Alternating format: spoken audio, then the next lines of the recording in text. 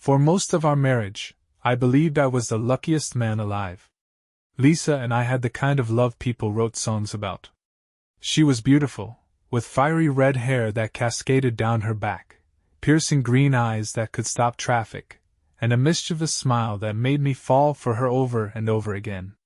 At 35, she carried herself with an elegance that always turned heads. And me? I was the guy who managed to win her heart. We met in college.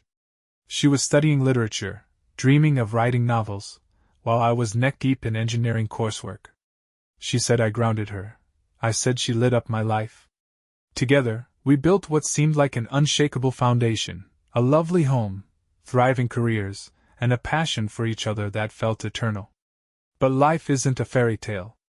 It only takes one crack for everything to come crashing down. It started with a missed dinner. Lisa had texted me around 6 p.m., saying she'd be working late. A last-minute project, she claimed. I didn't think much of it. Her job as a marketing executive often demanded extra hours.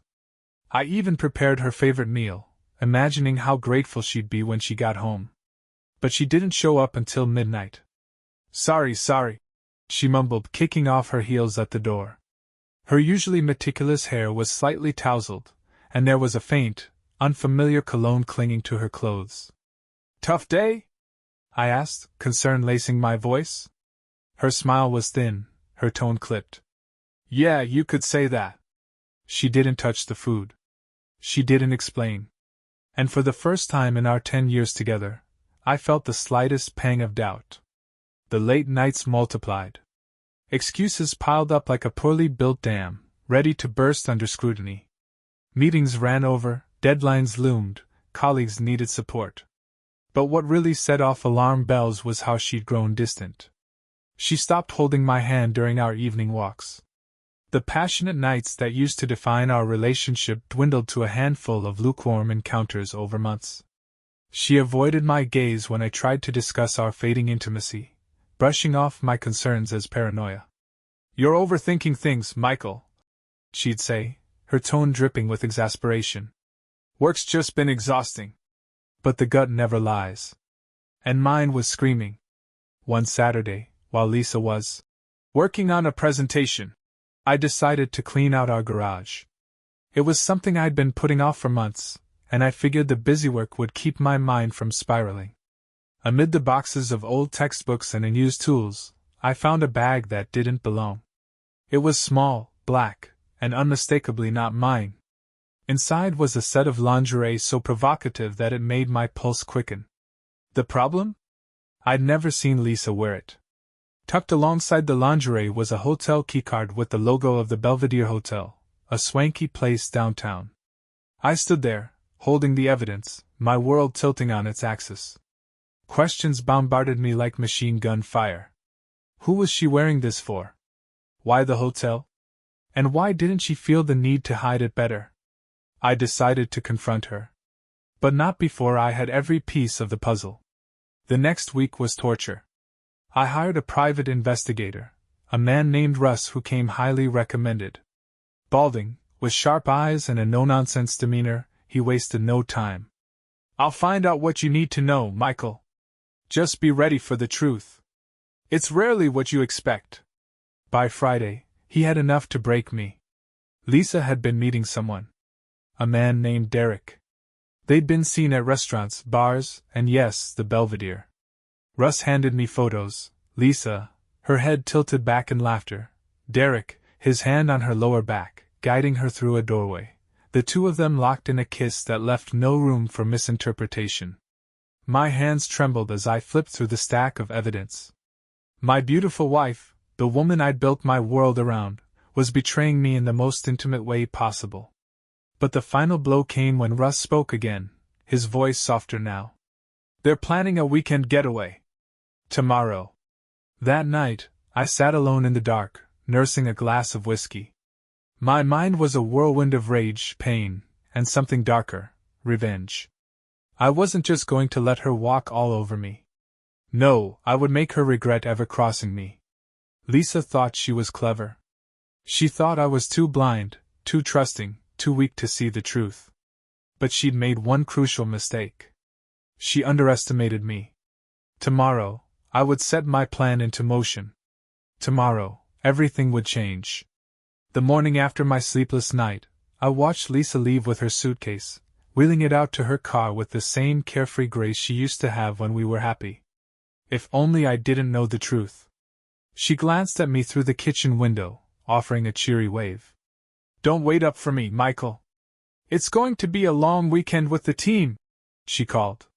"Have fun," I replied, my voice steady. I even managed a small smile. She disappeared down the driveway, and I stood frozen in place, my hand gripping the counter so tightly that my knuckles turned white. An hour later, Russ called. "She's at the Belvedere," he confirmed. "Room 412. Derek showed up 10 minutes after her, carrying what looked like a bottle of champagne. His tone was neutral, detached, as if he hadn't just described my wife's shameless rendezvous. I thanked him and hung up. I couldn't afford to break now. I needed clarity for what came next. I didn't rush to the hotel. No, that would be too obvious, too easy. Instead, I spent the day planning, methodically preparing for the storm I was about to unleash. Revenge, I realized, was an art. Every detail had to be perfect, each stroke deliberate, every element positioned just right. I packed a duffel bag with the essentials: a camera, a small audio recorder, and an old wedding album. I stopped at a hardware store for an extra item I'd need later. As I moved through the aisles, I felt a strange calmness settle over me. This wasn't a blind rage, this was precision focus. At 3 p.m., I arrived at the Belvedere. The lobby was elegant in a sterile, corporate way. The kind of place where people came to feel important. I checked in under an alias, Mr. Gray, and requested a room on the 4th floor. Room 408. Just down the hall from theirs. The walls were thinner than I expected. From my vantage point, I could hear faint voices. Laughter. Hers and his. My chest tightened, but I forced myself to listen. This wasn't about emotions anymore, this was about control. For hours, I waited, listened, and recorded. The clink of glasses. The low murmur of conversation. And later, unmistakable sounds that made my stomach churn, soft moans, hushed gasps, and the creak of the bed. I clenched my fists, every muscle in my body screaming at me to storm into their room and rip them apart. But I didn't. That would ruin everything. At 7 p.m., they left for dinner. I waited 10 minutes before slipping out of my room. My heart pounded as I approached room 412. I slid a thin lock-picking tool into the door's mechanism, praying no one would walk by. The lock clicked open. Inside, their room was an insult to everything Lisa and I had built. His cologne lingered in the air, mixing with her perfume. A bottle of wine sat half empty on the coffee table, glasses still smudged with their fingerprints. On the bed, the sheets were tangled, the evidence of their betrayal blatant and undeniable. I moved quickly, setting up the camera in the corner, hidden among the curtains. The audio recorder went under the bed. Then, I pulled out the wedding album. The photos stared back at me like ghosts of a life that no longer existed.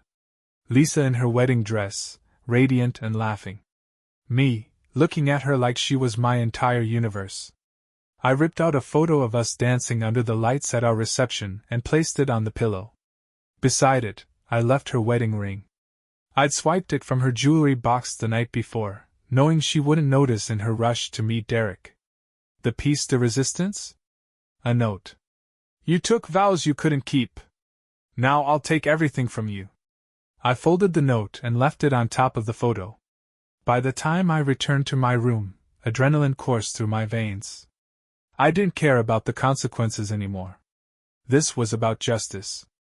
About making her feel every ounce of pain she'd inflicted on me. Hours later, I heard them return. "Oh my God!" Lisa's voice came through the wall, sharp and panicked. "Derek, someone's been here!"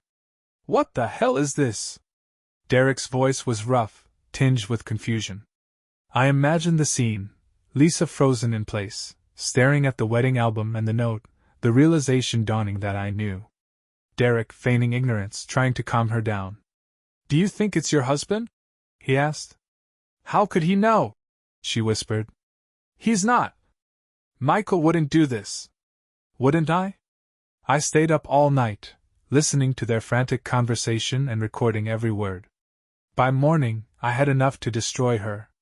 As I checked out of the Belvedere, I handed the concierge an envelope addressed to Lisa Wilson in room 412. Inside was a USB drive with copies of the recordings, photos of her and Derek, and a single message. Consider this the beginning. See you soon. As I walked out the revolving doors into the crisp morning air, a strange calm settled over me. Lisa thought she had control. But now, the game was mine.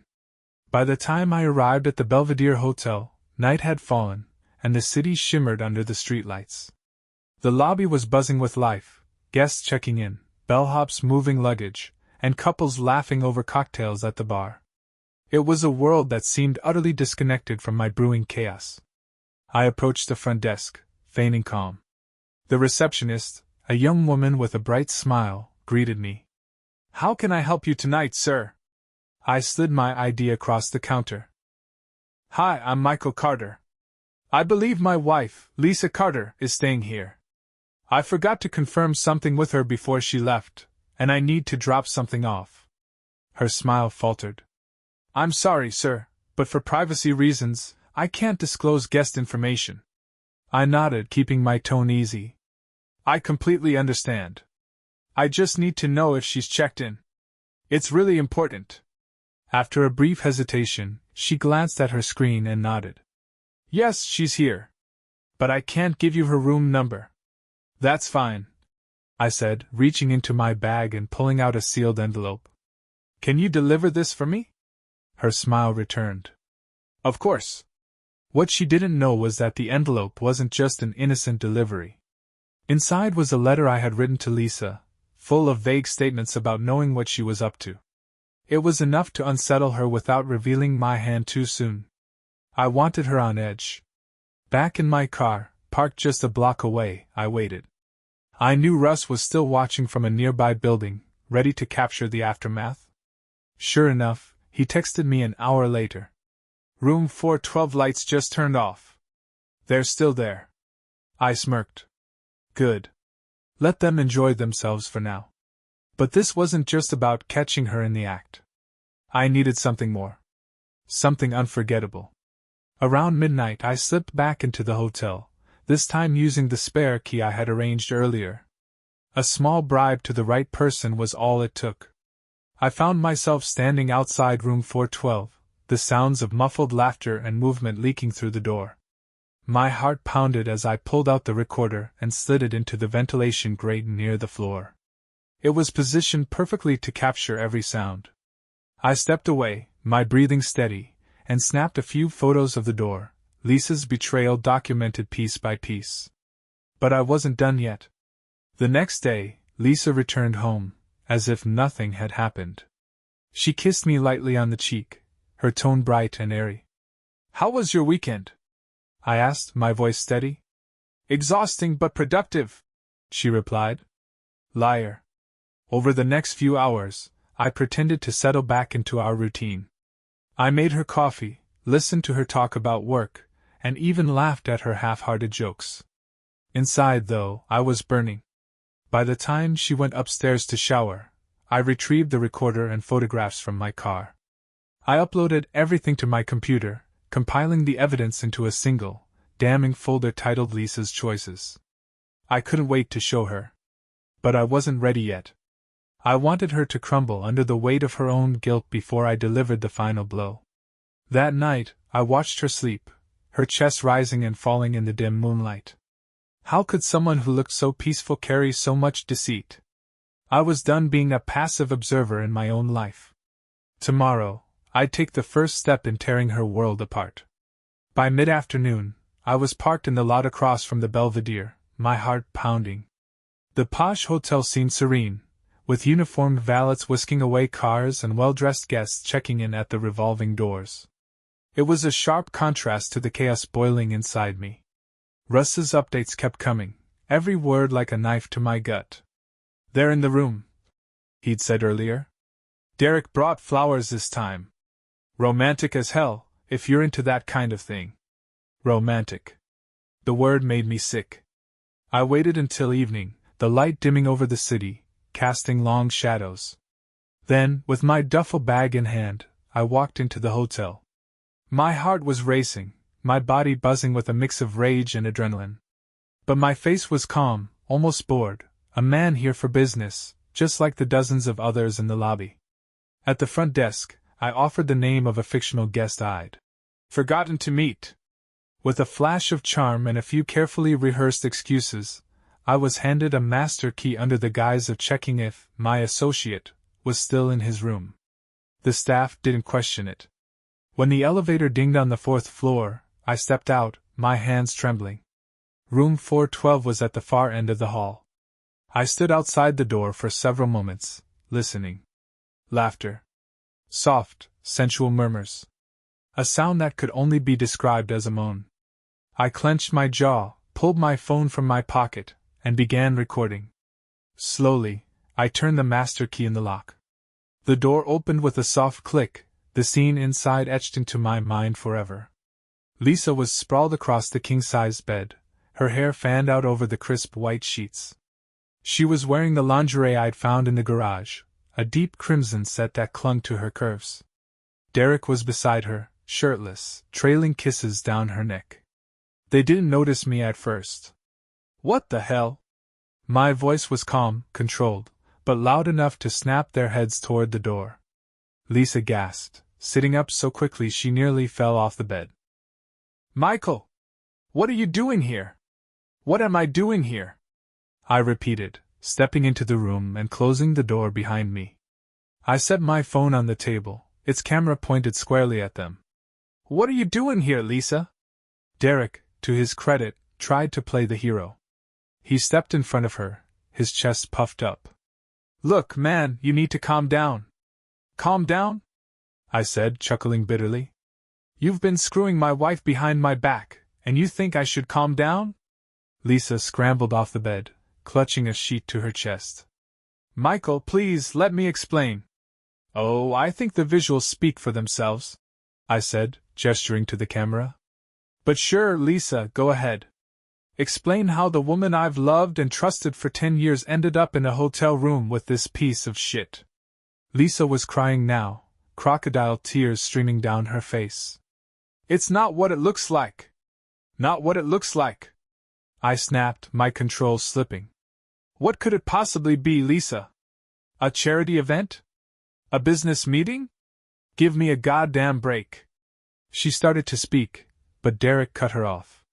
You need to leave, man. This isn't the place for a domestic dispute. The audacity of him. I turned on him, my voice icy. Do you have any idea who I am? Do you know what I do for a living? Derek hesitated.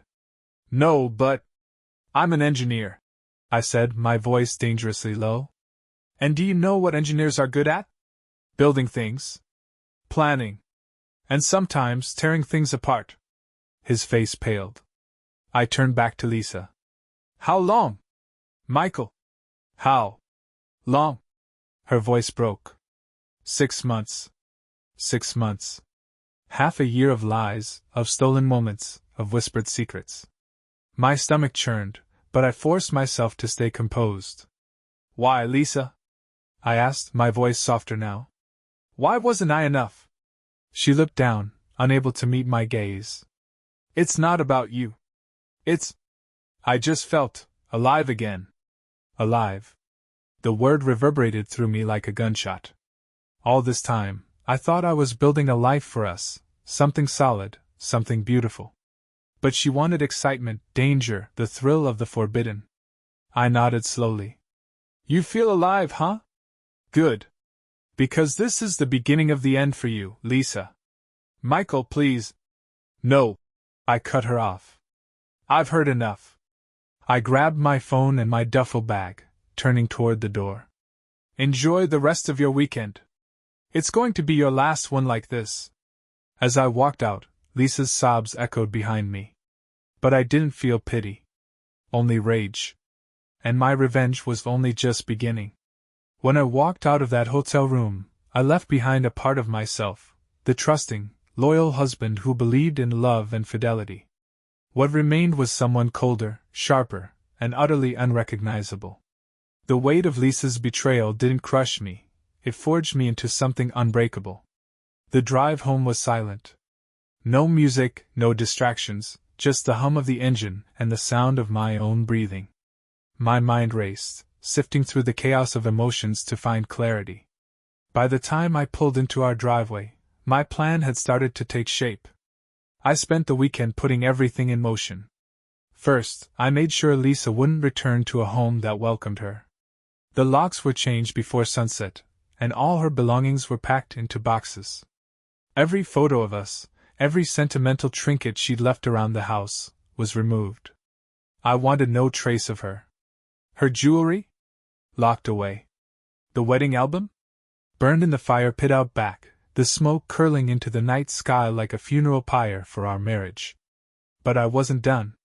I drafted a carefully worded letter to her employer, detailing her extracurricular activities during work hours. I included Russ's photos for added credibility.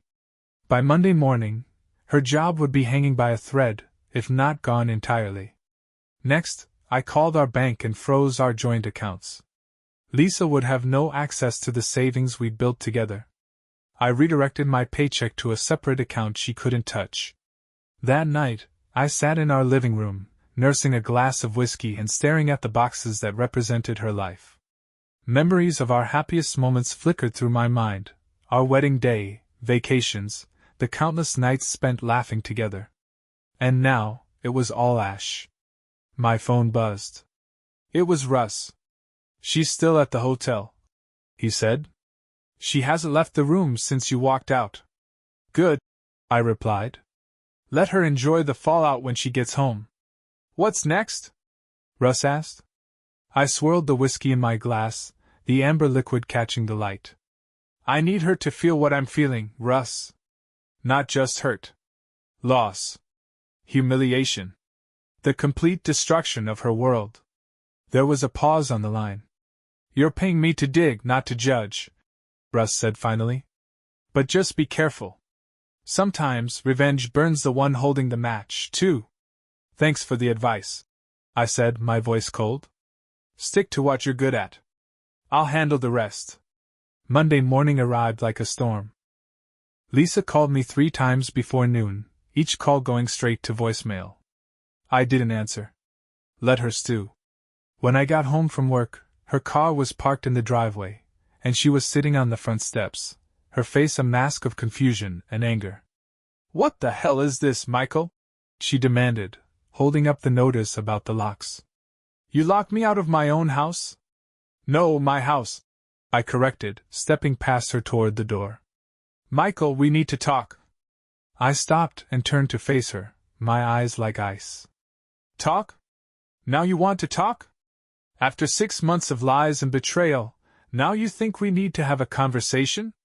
She flinched, her confidence wavering. "I made a mistake, okay? I was stupid. But we can fix this. We can." "There's no fixing this," I interrupted. "Not this time. Please, Michael," she begged, tears streaming down her face. "I love you. I didn't mean for it to go this far. It didn't mean anything." "Didn't mean anything?" I repeated, laughing bitterly. "You threw away 10 years of marriage for nothing? That's supposed to make it better?" Her sobs grew louder, but I didn't care. I stepped closer, towering over her. "You destroyed everything, Lisa. But don't worry, I'm just getting started."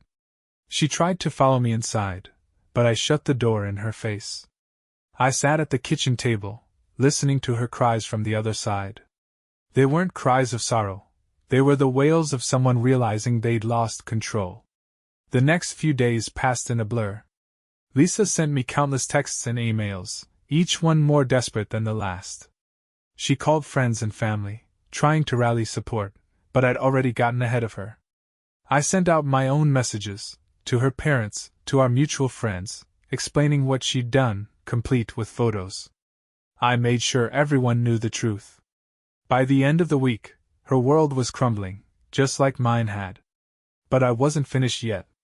One night, as I sat alone in the dark, I began to plan the final act of my revenge. The public humiliation, the financial ruin, the loss of her friends, it wasn't enough. I wanted her to feel my pain, to understand the depth of my suffering. And for that, I needed something personal. Something unforgettable. Something that would leave a scar. By now, Lisa's calls had slowed, her messages turning from desperate apologies to hollow threats. "You'll regret this, Michael," one read. Another simply said, "You're being cruel. This isn't the man I married." She was right. I wasn't the man she married. That man had died in room 412.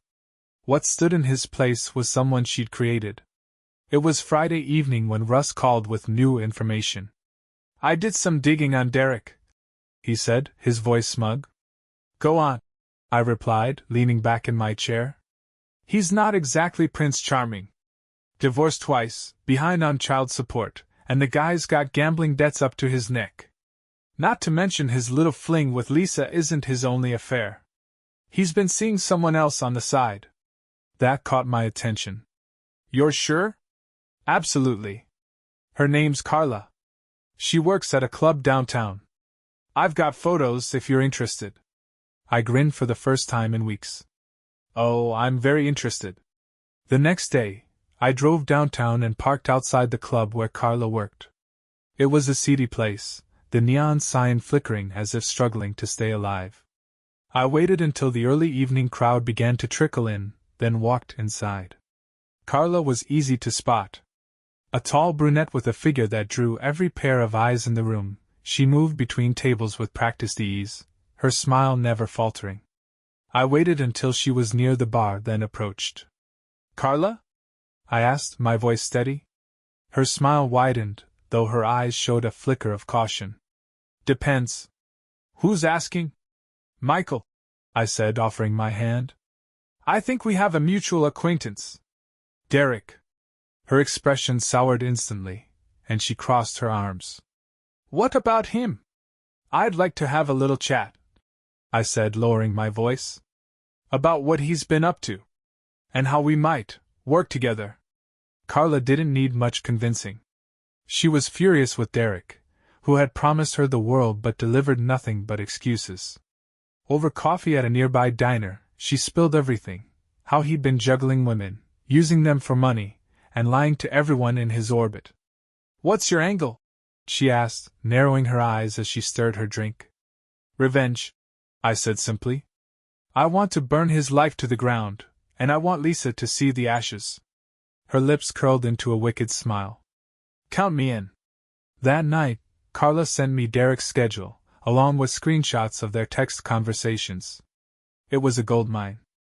Armed with her cooperation, I began weaving the next phase of my plan. I sent Derek an anonymous text. "Meet me at the Belvedere, room 412, Sunday at 8 p.m. It's urgent." Then I sent Lisa a similar message. "I need to see you. Room 412, Sunday at 8 p.m. Let's talk." Neither knew I'd set the stage for the ultimate confrontation. Sunday came faster than I expected. By 7 p.m., I was in the Belvedere's lobby, watching the entrance like a hawk. Derek arrived first, strutting in with his usual cocky demeanor. He wore a smug grin, completely unaware of the trap I'd laid.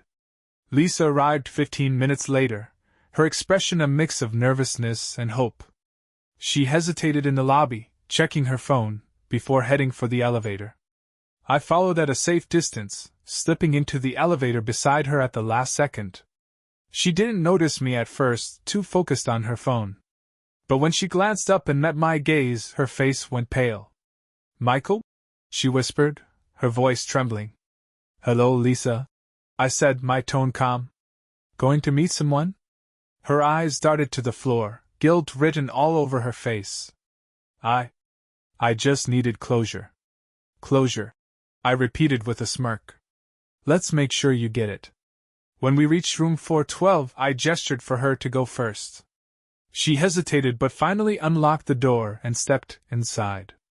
Derek was waiting, lounging on the bed like he owned the place. "Lisa?" he said, confused. Then his eyes landed on me, and his grin vanished. What the hell is this? This, I said, stepping into the room and closing the door behind me, is your reckoning. Lisa spun toward me, panic flashing across her face. Michael, please. Shut up. I snapped, my voice like a whip. Derek got to his feet, his chest puffed out. You need to leave, man. I took a step closer, forcing him to backpedal. No, Derek. You're the one who's leaving. But not before we settle a few things. I pulled out my phone and hit play. The audio recording of their intimate encounter the week before filled the room, every moan and whisper a dagger aimed at Lisa's heart. Her face crumpled, tears streaming down her cheeks. Michael, stop. But I wasn't done. Did you know, I said, turning to Derek, that you weren't her only affair? He blinked, confused. What? Asked Carla.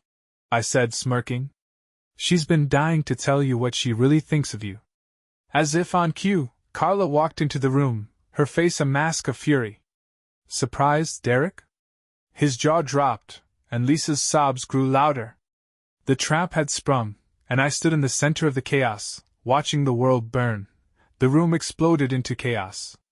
Lisa backed into a corner, her face pale and tear-streaked, while Derek stumbled over his words, caught between fury and disbelief. Carla stood near the door, arms crossed, her expression a mixture of satisfaction and contempt. What the hell is going on?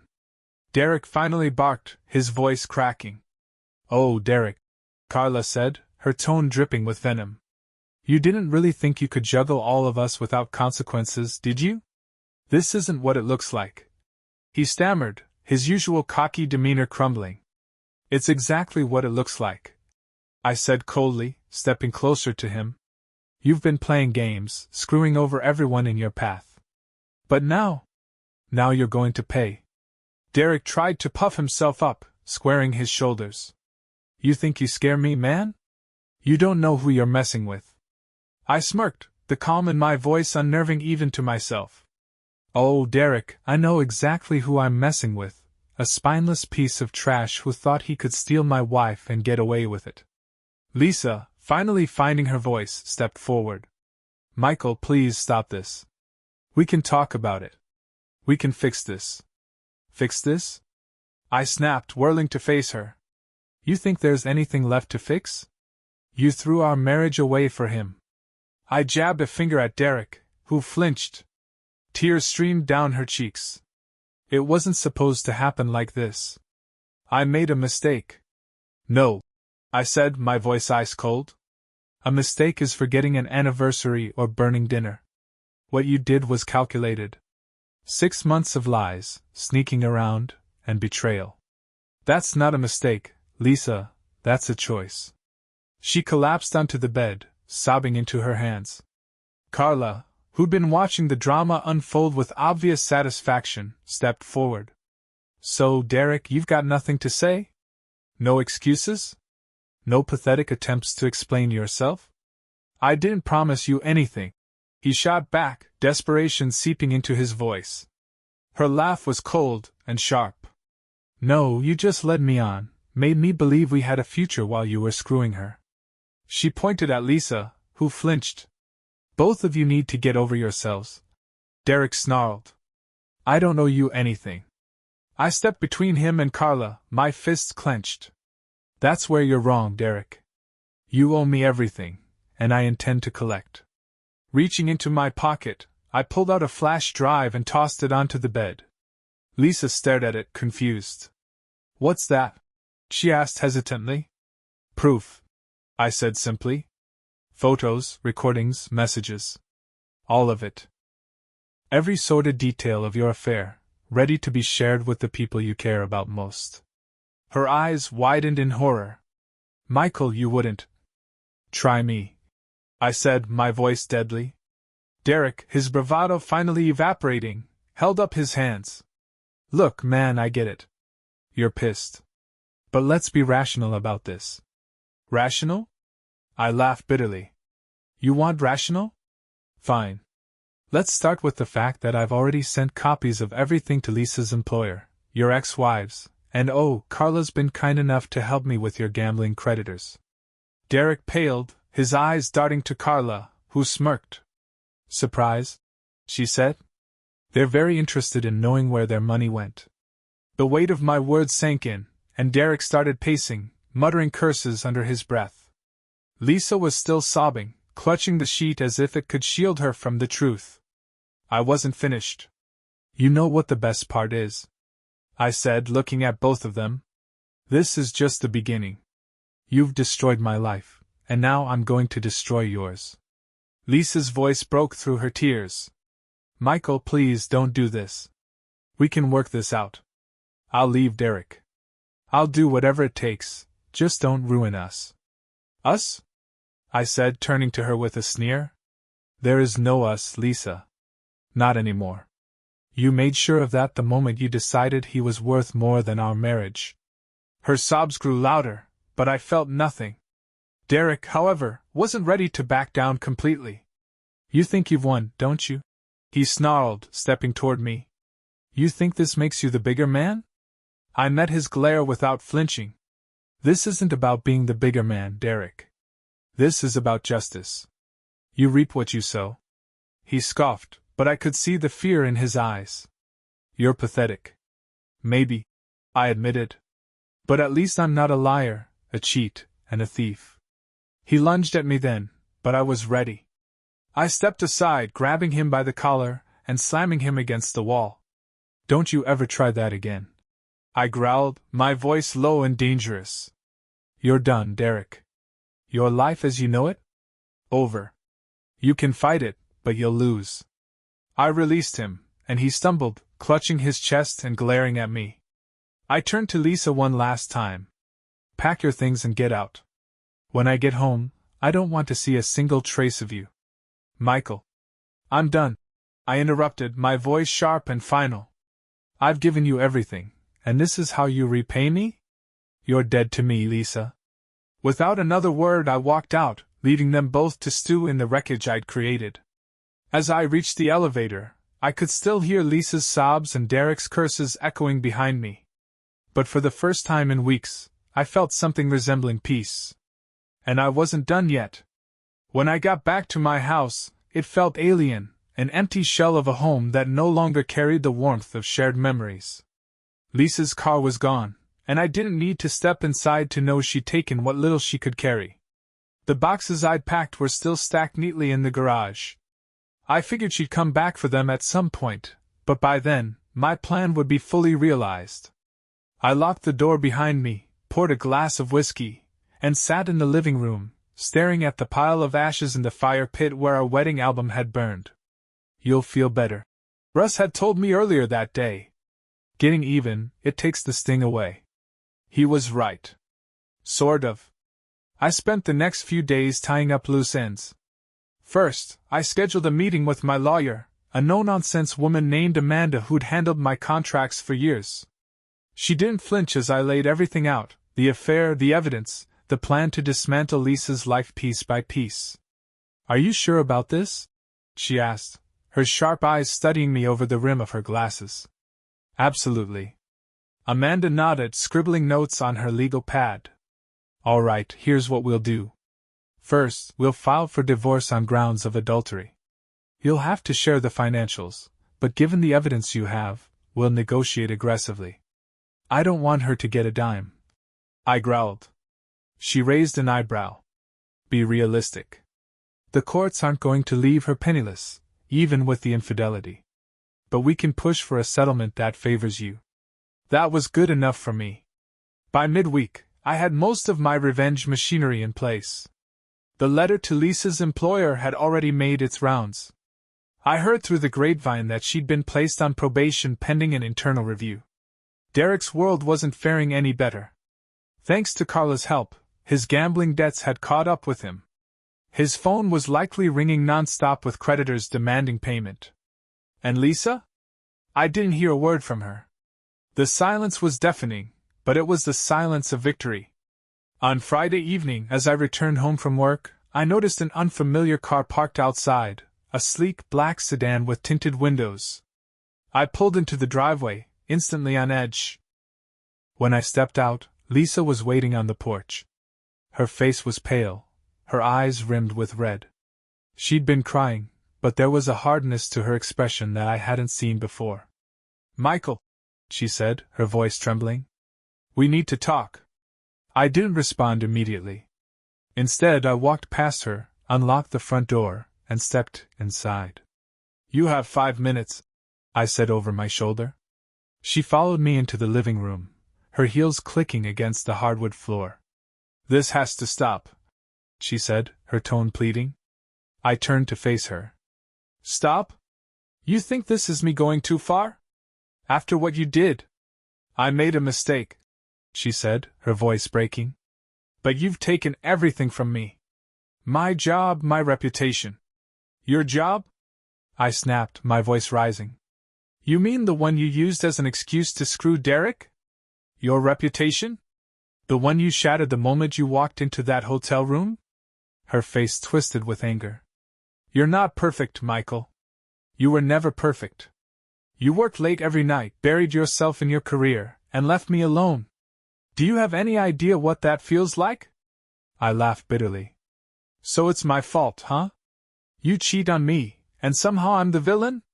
It wasn't like that," she said, her voice softening. "I was lonely. I needed something." I stepped closer, towering over her. "You needed something, Lisa? You could have talked to me. You could have worked on our marriage. But instead, you decided to destroy it."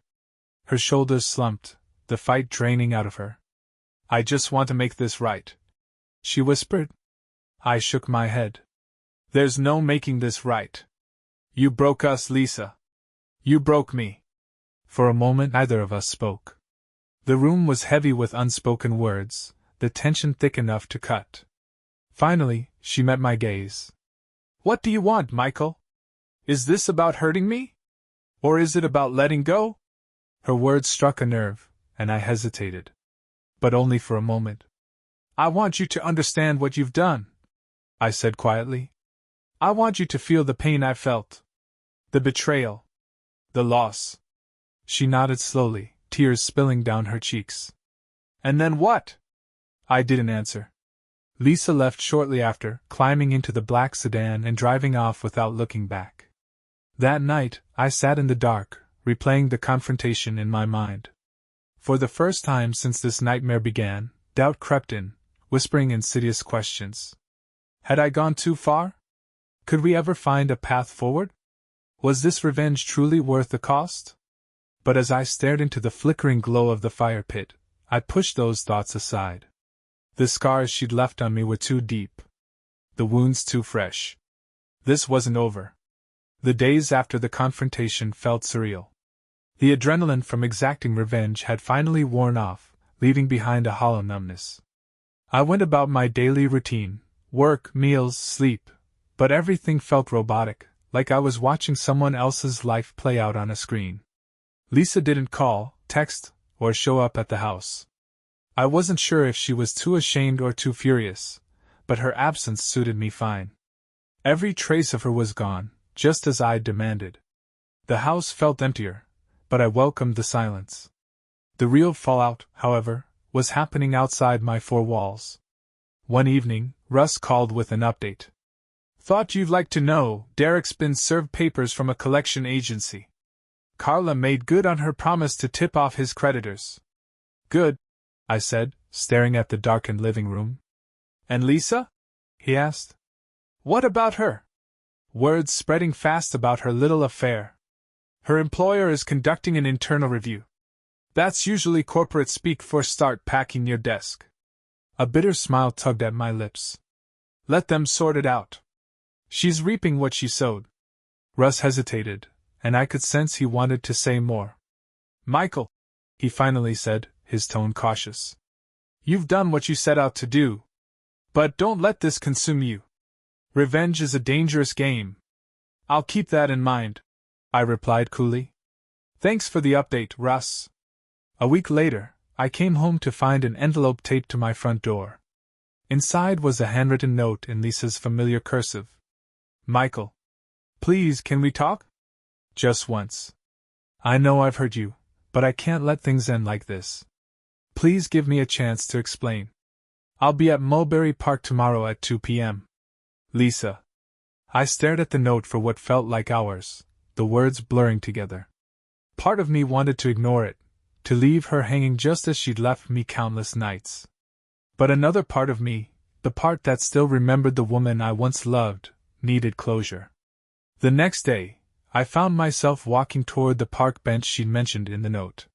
It was a crisp, sunny afternoon, the kind of day we used to spend picnicking or tossing a frisbee. But today, the air felt heavy. Lisa was already there, sitting on the bench, her hands folded tightly in her lap. She looked different, smaller somehow, as if the weight of her actions had finally crushed her spirit.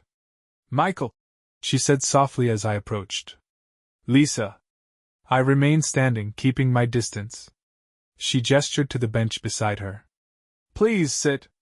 I hesitated before lowering myself onto the edge, keeping a safe gap between us. "What do you want?" I asked, my tone flat. Her eyes welled with tears, but she blinked them away.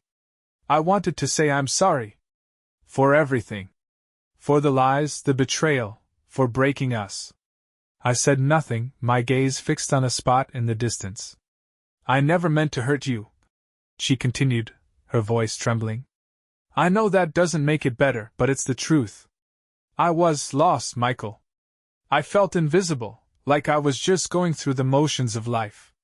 "And Derek made you feel seen?" I asked bitterly. She flinched but nodded. "Yes.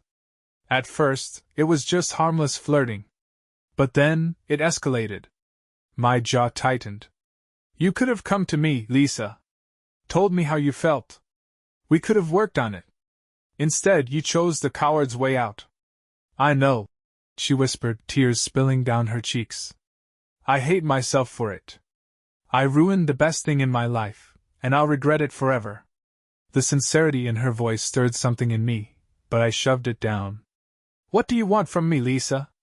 Forgiveness? Redemption?" I shook my head. "You don't get to ask for those things after what you did. I just want you to know that I'm sorry," she said, her voice barely audible. "And that I still love you. I'll always love you." I let her words hang in the air, heavy and suffocating. Finally I stood, brushing off my pants. "Love doesn't matter anymore," I said coldly. "You destroyed it." Her sobs followed me as I walked away, each one cutting deeper than I expected. That night, as I lay in bed staring at the ceiling, her words echoed in my mind. I wanted to believe she was sorry, that she'd learned from her mistakes. But the scars she left were too deep to ignore. As sleep finally claimed me, I realized something chilling. I had sought revenge to find closure, to take back control of my life. But instead, I felt emptier than ever. And the worst part? I wasn't sure if I could ever be whole again. The days turned into weeks, each one blending into the next. My routine carried on: work, errands, and quiet nights in the empty house. I had stripped the home of Lisa's presence, but the echoes of her betrayal lingered. No matter how much I cleaned, rearranged, or redecorated, I couldn't erase the memories. Revenge had felt righteous in the moment. Watching Derek's life unravel and Lisa's facade crumble had been satisfying. But now, I couldn't shake the nagging emptiness. My life wasn't just a broken marriage, it was a hollow shell. One night, I found myself scrolling through my phone, landing on old photos of Lisa and me. There we were on our honeymoon, arms around each other, smiling like we had the world figured out. Another picture showed her laughing at a barbecue, her green eyes alight with mischief. It was hard to reconcile the woman in those photos with the one who had shattered my trust. Had I missed the signs? Was I blind to her unhappiness? Or had she changed into someone unrecognizable over the years? I poured another glass of whiskey, the burn doing little to numb the ache. The next morning, Russ called. "You all right, Michael?" he asked, his tone cautious. "I'm fine," I lied. "You don't sound fine. Look, I've been doing this job for years, and I've seen what revenge does to people. It eats away at them, even when they think they've won." "What are you trying to say?" I asked, my irritation bubbling. I'm saying it's time to let go. You've done enough. Lisa's out of your life. Derek's a wreck. What's left? The question hit harder than I expected. What was left? Take some time for yourself, Russ continued. Figure out what comes next. You deserve a fresh start, Michael. I thanked him and hung up, but his words stayed with me. That weekend, I decided to leave the house. I drove aimlessly, the miles rolling by as I tried to clear my head. Eventually, I found myself at the edge of a lake, a place Lisa and I used to visit when we were younger. The air was crisp, the water still and reflective. I stood on the shore, watching the ripples from a passing duck. It was the first moment of peace I'd felt in months. For the first time, I allowed myself to cry. Not out of anger or frustration, but pure grief. I cried for the life I thought I had, for the love I thought was unbreakable, and for the man I used to be. The following week, I made a decision. It was time to rebuild. I started small, cleaning the house from top to bottom, fixing the creaky stair that Lisa had always complained about, and finally organizing the cluttered garage. Each task gave me a sense of purpose, a tiny piece of my life reclaimed. Then I reached out to friends, people I'd neglected during my marriage. They welcomed me back without hesitation, offering support and understanding. Slowly, I began to remember what it felt like to laugh, to enjoy life, to feel human again. One evening, as I was sorting through a box of old keepsakes, I found the wedding album I thought I had burned. Somehow, one copy had survived. I flipped through it, the photos a painful reminder of what I'd lost. But instead of tossing it aside, I decided to keep it. Not as a symbol of failure, but as a reminder of who I was and how far I'd come. The scars Lisa left would never fully heal, but they didn't have to define me. Over the following months, I began to reconstruct my life, brick by brick.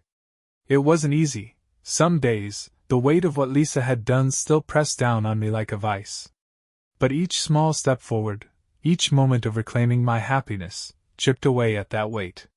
Work became my anchor. I threw myself into projects, staying late to fine-tune designs and mentor junior engineers. My colleagues noticed the change. "You're on fire lately," my manager said one day, patting me on the back. "I just need the distraction," I admitted, though I smiled at the praise. Outside of work, I explored new hobbies to fill the void Lisa had left. I signed up for boxing classes at a local gym, pouring my pent-up anger into every punch. It was cathartic, a physical release for emotions I'd bottled up for far too long. I even started cooking more, experimenting with recipes I'd always left to Lisa. It wasn't much, but every small accomplishment felt like reclaiming a piece of myself. One Saturday, as I was cleaning the attic, I found an old notebook tucked into a forgotten box. It was filled with sketches and blueprints from my college days, back when I dreamed of starting my own design firm. I ran my fingers over the worn pages, memories flooding back. I'd put those dreams on hold to support Lisa's ambitions, focusing on stability instead of risk. Now, for the first time in years, I wondered, what if? That night, I opened my laptop and started researching. By morning, I had pages of notes on funding options, market trends, and potential clients. The idea of building something from the ground up thrilled me, lighting a spark I hadn't felt in years. This wasn't just about a career shift. It was about proving to myself that I could still create something meaningful, that I wasn't defined by Lisa's betrayal or the life we built together. The unexpected letter. A month into my new routine, I received a letter in the mail. The handwriting on the envelope was unmistakably Lisa's. For a moment, I considered tossing it into the trash. But curiosity won out, and I opened it. "Michael, I don't know if you'll even read this, but I needed to say these things." The letter was long, filled with apologies and reflections. She admitted she'd been selfish, that she'd taken our life together for granted. "You were everything I ever wanted in a husband, but I was too blind to see it. I ruined us because I was searching for something I already had. I don't expect your forgiveness, but I want you to know how sorry I am." She ended the letter with a plea for closure, asking if I'd consider meeting her one last time. I set the letter down, my emotions a tangled mess. Part of me wanted to ignore it, to leave her in the past where she belonged. But another part, the part still haunted by questions, felt compelled to face her one last time. The final meeting. 2 weeks later, I found myself sitting across from Lisa at a small cafe downtown. She looked different, her vibrant confidence replaced by a subdued, almost fragile demeanor. "Thank you for coming," she said, her voice soft. "I'm not sure why I did," I admitted, leaning back in my chair.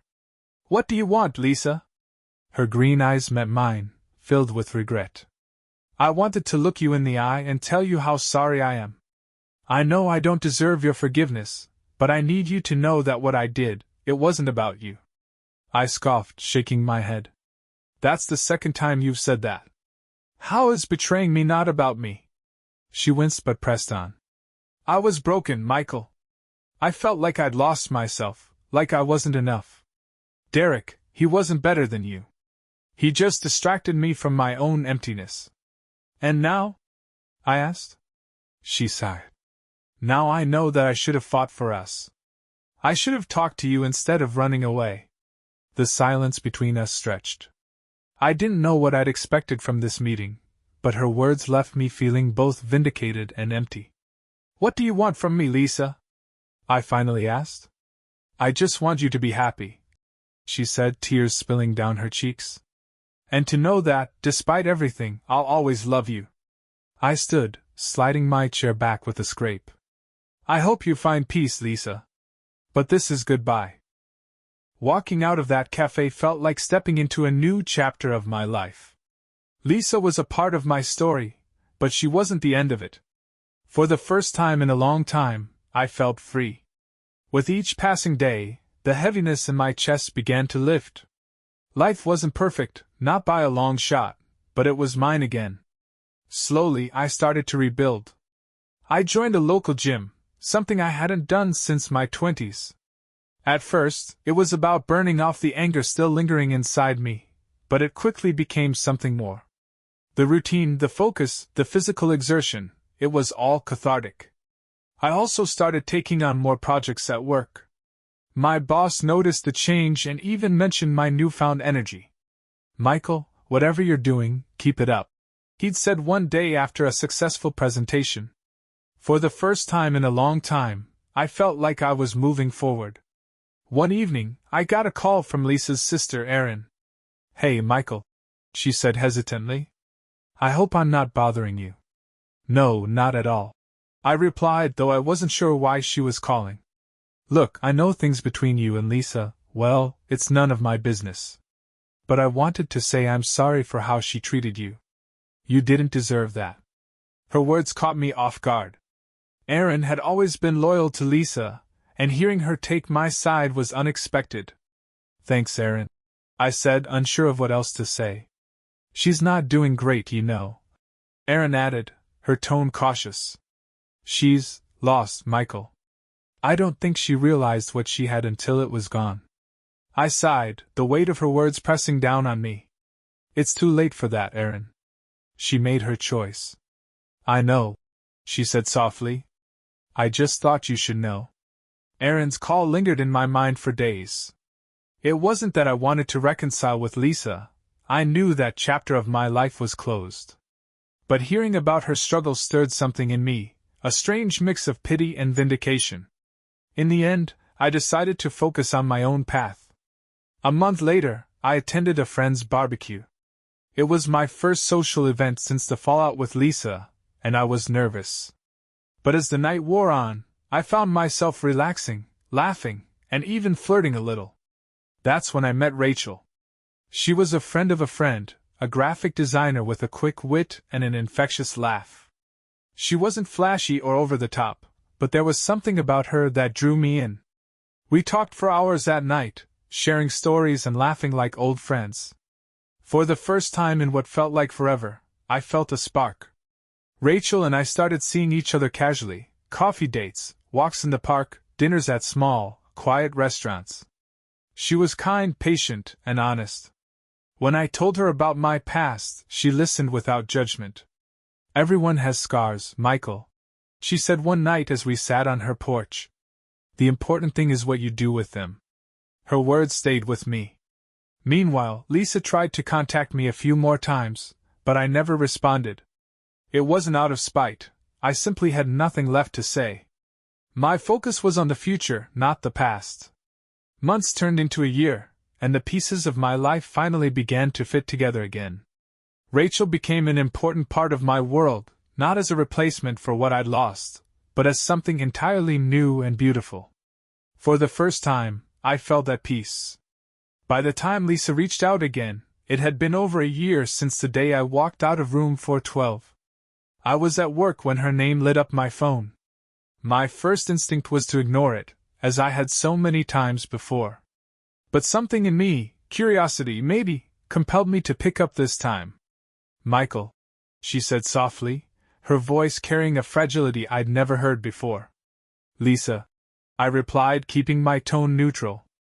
There was a pause, then a deep breath. "I know I'm probably the last person you want to hear from, but I need to say something." I leaned back in my chair, staring at the city skyline through my office window. "Go ahead." "I'm sorry," she began, her voice trembling. "I've said it before, but I don't think I ever truly meant it, not like I do now. I've been in therapy, trying to understand why I did what I did. And the truth is, I don't even fully understand it myself. But I know I hurt you, and I know I ruined something beautiful." Her words didn't sting the way they once might have. Time had dulled the edges of my pain.